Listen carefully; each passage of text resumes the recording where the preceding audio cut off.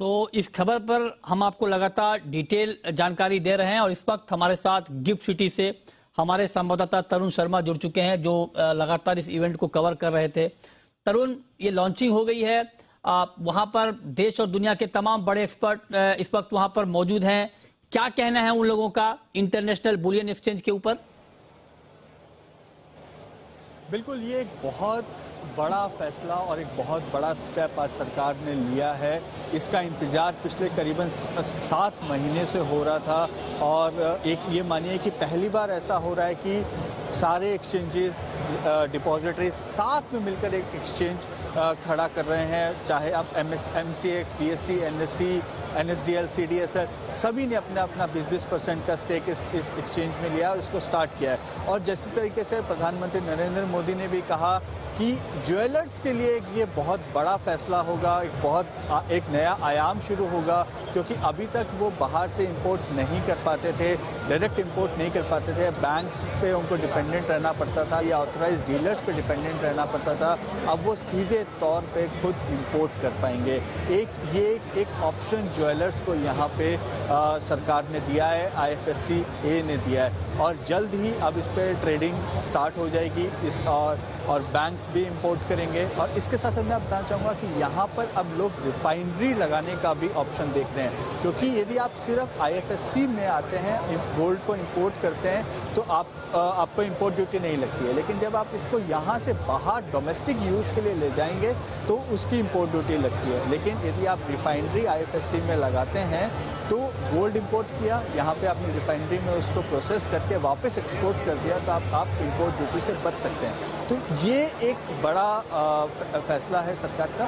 तो IIBX को लेकर जो फैसला है वो इम्पॉर्टेंट है और एक इसके साथ साथ NSE SGX कनेक्ट है, वो भी IFSC के लिए एक बड़ा आयाम होगा, जिससे वॉल्यूम्स जो हैं वो काफ़ी बढ़ जाएंगे। तरुण, आपने बहुत डिटेल में बताया, जरा SGX निफ्टी के बारे में बताइए। आपने आखिर में जिक्र किया, इससे कितना कारोबार आसान होगा? वहां पर जो मौजूद मार्केट के एक्सपर्ट हैं वो क्या कह रहे हैं SGX निफ्टी पर? बिल्कुल, आप ये देखिए कि SGX जो एक्सचेंज है उसमें निफ्टी का कारोबार बहुत ज़्यादा होता है, निफ्टी इंडाइसेस में बहुत बड़ा कारोबार होता है। अब वो जो कारोबार है वो सीधा NSE IFSC में आ जाएगा। जो NSE IFSC में के अंदर जो वॉल्यूम्स हैं वो बढ़ जाएंगे, क्योंकि वहाँ पे जो ट्रेडर्स हैं वो फ्यूचर ट्रेडिंग में विश्वास रखते हैं, ज़्यादा फ्यूचर ट्रेडिंग करते हैं और जो डोमेस्टिक हमारे ब्रोकर्स हैं वो ऑप्शंस ट्रेडिंग करते हैं। तो अब ये दोनों ही कम्बिनेशन यहाँ पर होगा और जो SGX जो बाहर की जो देश हैं जो सिर्फ SGX पे ट्रेड करते हैं वो सभी अब NSE IFSC में ट्रेड करेंगे। एक सवाल मेरा आपसे और, चूंकि आप वहां पर मौजूद हैं, वहां पर बहुत सारे ज्वेलर इस वक्त मौजूद हैं, जितने भी देश के बड़े ज्वेलर हैं, इंटरनेशनल ज्वेलर हैं वहां पर मौजूद हैं। उनका क्या फीडबैक है? उनसे कुछ बात हो पाई? कितना आसान होगा उनका इंपोर्ट करना? क्या कह रहे हैं वो लोग?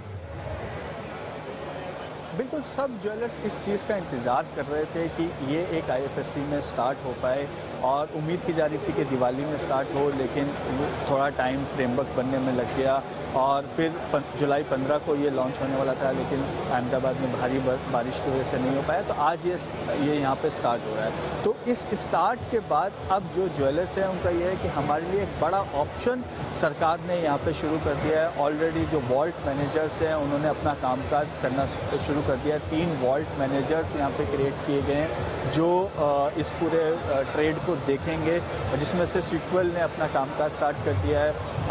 125 टन की अभी एक कैपेसिटी है जो धीरे धीरे उसको बढ़ाया जाएगा।